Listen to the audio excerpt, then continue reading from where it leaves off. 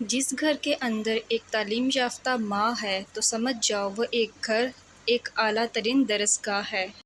دل فریب ذرائع آمدنی کا تصور باندھ کر غیر ضروری اخراجات کے لیے بے دھڑک قرضہ لینا، امتحان میں زیادہ دیر سمجھ کر کسی طالب علم کا محنت نہ کرنا۔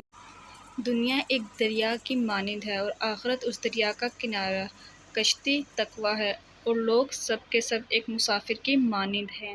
جس بندے کے پاس دولت زیادہ ہوتی ہے اس کو چین نہیں پڑتا، اس کو اور بھی زیادہ دولت حاصل کرنے کی خواہش ہوتی ہے اور وہ اپنی ساری زندگی اسی دھوکے میں گزار دیتا ہے۔